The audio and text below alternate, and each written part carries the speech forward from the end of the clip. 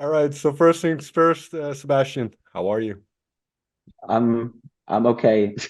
There's a lot of shit going on right now, but yeah, so I'm all right. Kind of like, there's a lot of private struggle going on right Okay. now. There is a shitload of work to do, like for those upcoming tours and so on. But yeah, I'm feeling good. It's okay. It's okay-ish, I would say. Whenever you get close to the release of an album, is that always stressful? Is there always a lot coming at you? Um, I would say the writing process is more like stressful, Okay. because there is always deadlines and so on when you're gonna start, and then you're insecure about some things. So I think it's always a bit stressful, but like the worst part is over. So I'm happy then that the album is done and it turned out great. Yeah. But that's good to hear, and we'll get to the album in a minute. But first, I'd like to talk Mhm. about kind of a little bit of background things. Yeah, sure. Now, you talk about kind of the writing part being the most stressful. When did you first start to put thoughts onto paper and think about writing songs? It's pretty hard to tell because I usually write in a way that every time I have to get something out of my system or I got some thoughts, I wanted Mm. to put them into music just to it would bother me like for a long time, and it's painful just to keep them in my mind. So that's the reason why, I mean, Ghøstkid, I would say it's kind of like an alter ego or persona where I can express what I'm feeling and so on. And the way how to deal with things for myself personally is just to yeah, put them into tracks. So, and this is like, unfortunately, something I can control, like from time to time. It's more like sometimes I just sit down and try to write some stuff and it doesn't work for me. It has to be like the right timing just to create something. Yeah, you have to Yeah, live I would life say and it's you like have that. something, you need Yes, something to say. exactly. Yeah. But that's interesting because when you were younger, then what attracted you to this kind of music and the way kind of you can, I don't know if purge is the right word, but get these thoughts out. Yeah. Um, I think so. In my opinion, I just got like, I don't know, started like this band thing pretty late. I would say it was kind of like I was 14 or something, Mm. I don't know. But I felt pretty old back in the days when I just grabbed the guitar and just started to write my first stuff and so on. But I think music always I always say that music is my home, and this is was what it was like back in the days. It's and the same thing now and then. It's like back in the day, I always was looking for something I could call my thing. Mm. And so music was the first place I really had the feeling like, okay, so I'm coming back home, and this is the reason why I was always attracted to that. Um, and I don't know why it was metal music or rock music in general, but it was like in the beginning, I would say it was kind of like part of my identity, Mm. and something I could really just that really resonates with me was, for example, it was Korn, like back in the days. That Mm. was kind of Sure. really like part of my identity and also and so on. So yeah, it was something like I can be myself. Yeah, I would say just let's keep it with this that it was kind of like my home. But I find that interesting because, and this is kind of a reference to Hollywood suicide, but there is some talk about not being able to fit in and then kind of the idea of having to Yeah. conform and people looking at you strange when you're a little bit different than them. So Mm. was that part of your youth as well, not feeling like you fit in, and perhaps that's where music came in for you? I think I've never been an outsider, but I was Okay. definitely not one of those cool kids. And I think that was basically something that was pretty hard to deal with because, um, like being kind of like nothing. I think that was like the part maybe why I was always attracted to more dark music. And yeah, like I said, I don't know why, but it was like the subtle feeling, okay, this is something I am that really fits to my kind of persona and just let me feel like less lonely, I would say. Even if I had a bunch of friends and so on. So Sure. I definitely had like a beautiful youth and childhood and so on, you know. But yeah, this was really like a big part in my life, just being just in the middle, you know, not being somebody. That was actually like the feeling, you know. Mm. Very quickly, what was maybe one song or one album that really helped you as you were growing up? I would say really like the all the Korn records, till Take a Look in the Mirror.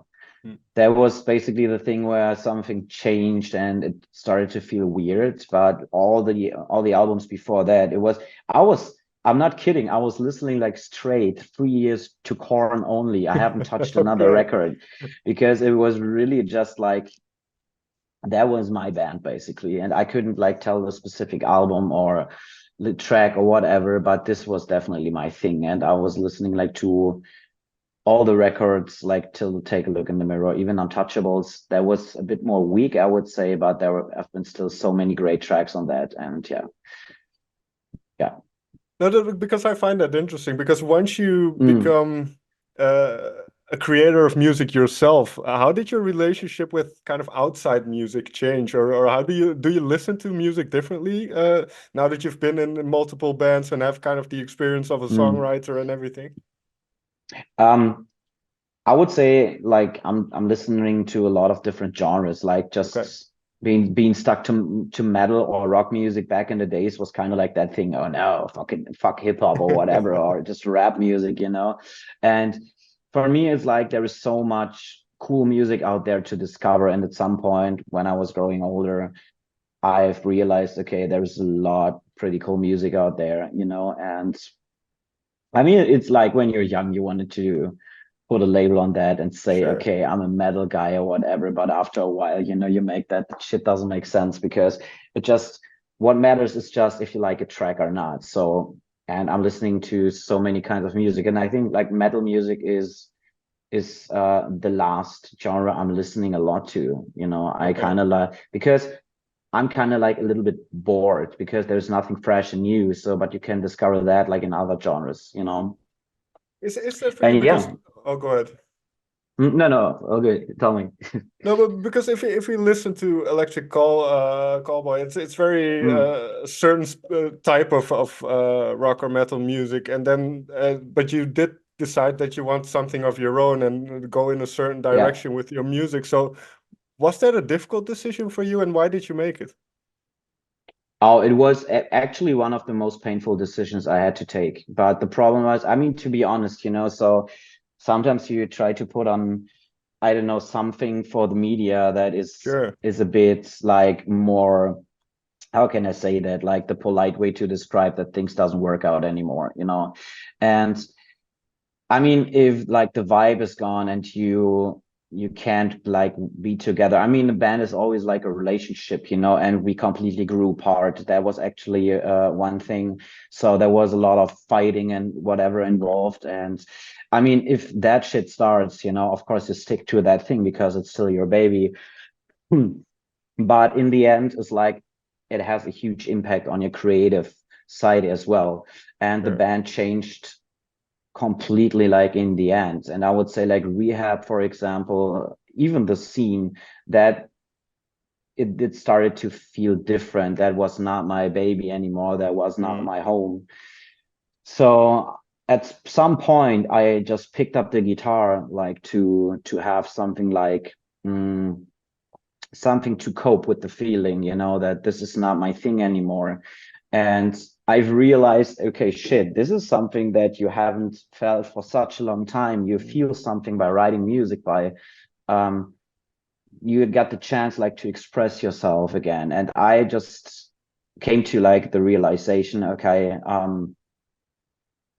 that's the reason why I started doing music because I wanted to have a home, and this is not my home Right. anymore. So I have to decide just I mean, as a electric caller back in the days was like, okay, this is something that pays my bills, you know, it's my job, it's my whole existence. And I decided like I'm not doing that anymore because it's not the reason why I picked music back in the days. So I have to leave, you know, by realizing like writing the first stuff for Ghøstkid. But as you mentioned, it was your livelihood in a way. So did it feel like a risk? And how do you look now back at the Ghøstkid debut album then? Because that was such a personal thing then, I suppose. Oh, it was like a huge risk. It was like, I mean, I knew that it would be super fucking hard. And when I started Mhm. Ghøstkid, I never knew like if I would be capable of writing a whole record on my own, kind of like, and that was something, I don't know, I had to tell myself, give it a try. You can do that shit. And when I was gone, I mean, when I left, it was like, okay, there was so much, to be honest, there was so much frustration and anger that just wanted to get out. And this is what I put like completely in the debut album, everything Mm. I've experienced. It was such a relief to have a chance like to freely express what I felt. And um I think that was the point. That was like the first starting point where I learned like to walk in my own shoes, and that's the reason why this debut album is like so important to me. And yeah, but the journey became more and more crazy. So as soon as I left, I wrote this record. It turned out great. Then we wanted to release it. It's been released. The response was amazing. And then there was COVID and all that bullshit. So that was, I mean, in this process, since I started Ghøstkid, I've learned a lot, and I suffered the most that I've ever suffered, I think. Okay. But yeah, we're But still I there. mean, it's like a trial by fire, right? I mean, it's very difficult, but I can imagine that coming through Exactly. out at the other end, it must feel very, very liberating, or feel great that you've Yeah. managed to do that by yourself. And It's fucking scary, and I'm still learning and evolving, but that was definitely not like an easy step to do. And what was crazy, even if I talk to a lot of people, sometimes they got advices and whatever. There was nobody on this fucking world, I mean, or nobody I was surrounded by who could give me an advice. It's mm, so damn hard, like to have a solo project, being responsible for everything. You have to learn to be sure. kind of like a boss. You the biggest mistake, or I would say the hardest part, was stop being too nice, because Mm, this is what I did in the beginning, and you have to protect yourself a lot more than you think if you're just doing that on your own. And all those struggles and all those, I don't know, doubts, you have to find a way to deal with that. And the answer was always pretty pure. It was art. Every time I was sitting down writing tracks, the world was a bit more okay, and this is what I've mm. realized as well. But you mentioned the word art, and now I think this is in the bio about the new album. But you talk about that a lot of art these days is perhaps a little bit safe. You like to challenge people. So what do you Yes. think the role of art is or can be for a lot of people? So this sentence is actually taken from a friend of mine. His name is Engst, Matthias Engst. He's the singer of the band Engst. He got kind of like the same situation a little bit, but they're a whole Mm, band and so on. And he's like some kind of the same character as me. So we love to, I don't know, push the limits and whatever, kind of like this a little bit like self-destructive thing, like I don't know. I mean, he's definitely somebody who's treating himself as bad as I do myself. And so we have kind of like this connection and like really the same understanding of art. And he said one day like the sentence, you know what? Art nowadays doesn't hurt anymore. And this is true because people are so afraid to step outside of their comfort zone, like mm, to discover themselves, like what can I wear on stage? I'm wearing a fucking dress. I mean, like it's kind of like this persona of the new album, but I'm not scared to do that shit anymore because I sure. don't give a fuck what people think. It's I mean, I say it like that easy, but of course, sometimes you think, okay, can I do this? Is it cool? Is it not cool or whatever? And the answer is just give it a try. Don't be afraid, like, to discover new things. And even if you think, okay, maybe that was not the right decision, it's something you learned at this point. Sure. Um, and this was something I actually learned in LA because I was a bit in my comfort zone before I went there, and I think in LA especially, it's like the people live art so differently. It's like this kind of like in Germany, for example, you always have to play with the rules, you know, Sure. and this is what is a bit fucked up because it keeps everything inside this box. You know, people tell you, okay, you need to do this and that, but when it comes down to art, there are no rules. So just try to express yourself and what you feel. If it hurts somebody else out there, your art, what you're talking about, it's even better because it has an Mm, impact, you know. And this is how it should be, I think, you know, that people have something that make them think, even if it's negative shit, you know. But sure.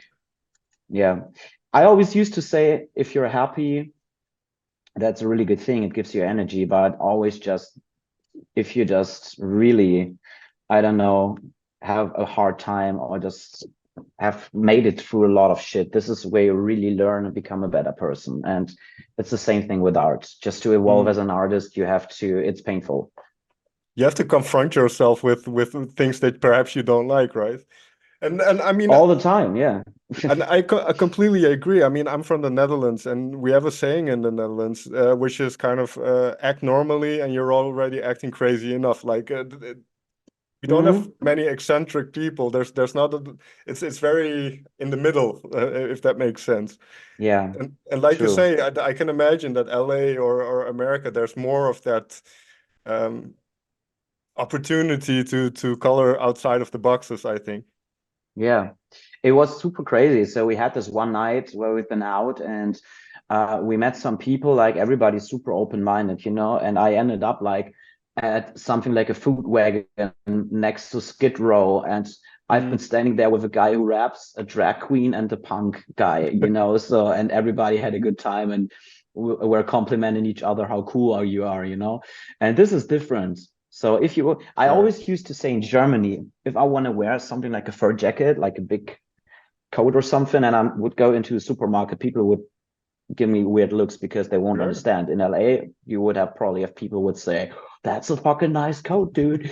You know, and this is like the difference. It's like I think art and like I mean, in my country, is not like really supported or treated the way it deserves. You know, because it's kind of like freedom. So and yeah, but it's our job like to really push those limits. Yeah, exactly. Well, and this also brings us to the album then, because if we listen to a song like FSU and you mentioned kind of making those decisions and whether they're the right decisions or Yeah. not, just going for something and not caring about what other people think. Um, Mm. yeah, how did a song like FSU kind of start? And is that kind of what it's about? Just not giving a fuck about what other people think? So FSU is basically something like it's okay to be an outsider, but in a different way. Usually you write tracks about like, okay, I'm a misfit and whatever, so I won't fit in. That makes me lonely. Fuck shit up is basically the complete opposite. It's like we live in a different world, like being self-destructive and whatever. What is kind of like a little bit like art as well, you know, and Mm, it's more like, okay, we're so different to probably anybody out there, but that's what makes us strong in some way, you know. And so I came up with that idea, or it's something like a feeling. I would say like you could say it's a track about the Joker from Batman, you know, sure. because he's so fucking weird. There are no rules, even money doesn't count and whatever, but he's doing his thing, you know. And so like this whole character is so fucking pure, but pure chaos. And Mm, yeah, I think that was like the main inspiration or the meaning behind fuck shit up. You know, sometimes chaos is exactly what you need to be yourself, and nobody should tell you, okay, even if these are not the rules. So I would play with it as like, you know, just make your own, even mm. if it's crazy. And yeah, And exactly. if we think about the music then, because well, in terms of songwriting, how do you kind of, I don't know if this is a good way of phrasing it, but how do you kind of match the music to Mm. the lyrics to the music? Do you look for certain elements that to empower some of the lyrics in a way. The music has to fit the lyrics. That's what I'm trying to get at. How do you try to balance that? Um, so I try to not to force things. It's more Okay. like to overthink. This is what I've learned in the whole process as well. So if I got something in my mind, usually I try to start with the vocals, just write something Mm-hmm. down. Sometimes it's like you're just mumbling and whatever. I try to avoid that as well, because I think if you got something in mind, you can feel it even without music. If this is sad, or what is the feeling? What do I feel? Sometimes I just got a little line in my mind, what I write down, and just try to, I don't know, make a melody out of that. And usually after that, I just try to build the whole instrumental. And even if I do both, like at the same time, I always have a vision in mind how that Mm. stuff could sound like. It's just that I have to actually, I don't know, work on it and to, yeah, manifest it in music, I would say. Because in the beginning of Yeah. this interview, you mentioned the kind of the this Mm. difficult period is the writing process, and I believe you went to LA, as you mentioned, for a couple of for 6 weeks, I believe. How did LA then Oh, kind it's of four get weeks, that yeah. process? Oh, okay. How did that going to LA kind of Mm. ignite that process then, and get your mind in the right place to be able to write an album and to kind of go through that whole thing? I think it was not something like that was super conscious, I would say. But what I Okay. definitely could tell in LA, for example, I've realized, okay, I don't want it to scream anymore, or I don't want to force myself to write stuff um, just to be heavy or whatever. It was actually more like, okay, just write what you feel, or just try to let the music speak for itself, but don't try to force things. So I came to one day I had this thought in my mind, because it's always like you feel pressured like that you have to be heavy. I mean, of course, we're doing heavy music and you play on heavy festivals. But one day I thought about, what if I wouldn't scream anymore? Like, so what would be my job then? And the answer is, I just have to make the best that I can, just to express the most intense way possible what I wanted to say, you know? Mm. And I think people can feel that. And the best example, I just told that in many interviews, is Bad Omens. They Okay. fucking blew up and became so huge. I know those guys for many years, and they've always been like this heavy band, being heavy and so on. But they really fucking blew up when they just kept it so simple, and just were singing like almost quietly, or whispering or whatever. And I think it doesn't matter if you scream, sing, rap, or whatever. It just, the most important thing is that the vibe is on point, and the emotion can flow. This is like the most important thing. Yeah, I And I think think this is the what I kind of okay. learned in LA. Oh no, it's okay. I think, yeah. Okay, no, I just wanted to say, this is what I've learned like in LA, so that you don't have to be afraid to try something new. Yeah, and I saw a clip of Rick Rubin, the famous producer, the other day, and he was talking Oh, I about. read the book. Oh, did you? Okay, cool. Because I did, he's because I took some time off. Yeah.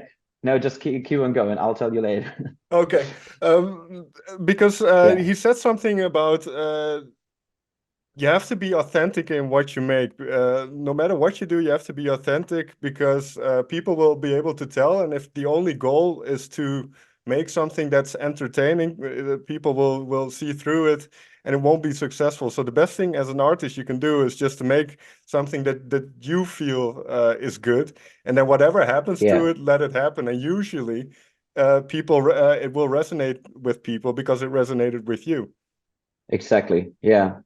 Yeah. This is definitely something what he said in the book as well. And this, Okay. I always made myself some notes in the book, because there are so many important things in there. So, and I took some time off, because like life was a little bit too fast. So I went to like a cabin, not a cabin, like a house on the seaside, just on my Mm, own, switched off my mobile phone, and really tried to focus on my thoughts. And I was reading that book. So it mm. was a birthday present from my producer, Sky Van Off, and one of my best friends. And it's crazy, because I already did a lot of those things mentioned in that book, but I never really thought about that. And just to have somebody like him who verbalizes it or just write it down, you know, so you expand a little bit like the spectrum you've already in, you know, and just understand it like, well, what is going on. And some things he said, there's something that stuck into my mind. There was this one sentence, it was like, look for what you notice but no one else sees, you know. It's like you should listen like to, if you got an impact, even if you feel pain or whatever, or you just walking down the street, you see a tree or whatever, and it comes into your mind, you know, you just have to focus on that moment because it says a lot, you know. But we're distracted so many times. This is what I've realized as well when I've been in that house. Like Sure. we're constantly distracted by things like social media and internet and whatever. And sometimes you just need to focus on the little things because you find probably something you've never discovered before, you know. Yeah, I think especially It's what a you great mentioned. book. You should read it. I need to get it. Yeah, I like reading rock Mm, and roll autobiographies. I haven't read his book yet, so I definitely need to pick that one up. mm, But it's like you say, all those distractions, especially in the modern world when everybody wants something from you, when there's this social media and this mm. device in your pocket that just keeps going off. Is it, as somebody who's kind Yeah. of in the public eye and as a musician, you kind of have to engage with it a little bit, I suppose. Is that difficult Yes. to balance? Yes. Okay. So, I mean, to be honest, you know, like over the past few months, I went through a lot of realizations and like a lot of stuff I've never like have seen it before, you know, how it is and how Mm, I mean, long story short, what I've realized is like it's nowadays it's so fucking difficult to be happy, you know? It's like even if you said it, like you have the whole world in your fucking pocket, you know, and there is so much good stuff out there, but you can't, I mean, your brain or your mind just to realize that or to understand what that means is so fucking overwhelming that you can't focus on that and just, I don't know, find a way to implement it, even if it's good. And of course, there's a lot of bad shit. There's a lot of competition, like being on social media is so fucking competitive. sure. Um, every time, and this is when I have like really bad times and I'm not feeling well, when I switch on Instagram, I always have the feeling, oh my God, every other band is working so much more hard than me, you know, and oh my God, that sounds great. Oh, and they are Right. playing big shows. But this is not what music and art is about. You just should do what you feel, what makes you happy. And this is what I've realized as well, you know, so you should just really try to keep that shit out of your mind. I mean, it's cool that you have the opportunity, like, or the option to promote your music Sure. or your art in general pretty easy, but it's if you just use it or you don't do it with some kind of consciousness, it's like it's not good for you. And No, it sounds weird and kind of like spiritual, but this is I mean this is what I've experienced, you know.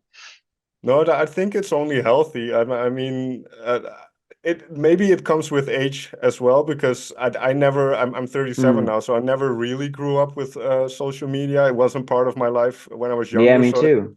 it won't become part of Mm. my life now. I don't feel the need to it, but for the younger Yeah. generations, I feel like you say it feels like it's really difficult to be happy for the younger generations. It's too much because you know I always used to say I thought a lot about, for example, like with my parents, you know, why they are probably a bit more happy than me because they don't have like all this opportunities. For example, if you've never been in LA, you will never miss it. You know, you just try Right. to function in your frame or you try to like um I mean it's just the impression that you get, you know, but Mm. nowadays it's like we have everything that we have everything to be happy, but people are, I would say, more unhappy than ever. You know, it's like I because it's definitely too think much. so. It's Yeah. like, No, I have one last question before I let you go. But is this kind of where mm, the term Hollywood suicide comes from then as well? That for certain levels of success, or especially in Hollywood, where everything's kind of this glitz and glamour type of world, that it's almost like you have to kill your own identity to become successful, to be useful in a system like that. um, kind of like, but the reason why I picked that title is like Hollywood is kind of like for me the symbol where you really, I mean it's like if you're going to Hollywood, usually you just do it to live your dream. You wanted to give it a shot. Okay, I'm in Hollywood now, right now I'm going to be an actor or whatever. So it's like you follow your dream. And like the suicide stands for that you really just give everything you have. Like Okay. it's the same thing like being an artist. If you really love something and this is your dream and you want or you give your best that it becomes reality, there are no fucking limits. You just always have to go beyond that step. And this is what I mean, like that's suicide. And if I just look back on the last 4 years, that was definitely fucking Hollywood suicide, what I did, you know? And yeah, this is basically the saying, you know, you give everything like for a really pure intention, but you have so many distractions. It's so fucking painful. And in a regular job, if that would be my regular job, I wouldn't fucking do it for no money in the world, you know. It's just that I love it so much that you have to do it. But and it's crazy. I mean, you know, you're in the studio, you're writing tracks. This whole process is probably half a year. You're rehearsing, you just put everything in there that you have. You suffer, you have financial issues all the fucking time. Then there is COVID and so on. And It you give never ends. all of that for a fucking 1 hour playing on stage live. This is the craziest thing. So it's like I mean the result is so small, but compared to that you just live a horrible life, you know. But even if this 1 hour is like the best thing that you can do, so you really have to love that shit just to not going crazy. Yeah, I should say you have to really love it. There's no in between. Either you do it and you really love it, or you do Exactly. something else. But may I thank you so much for taking the time to talk with me. It's such an interesting conversation. But thank you so much for talking to me. Thank you.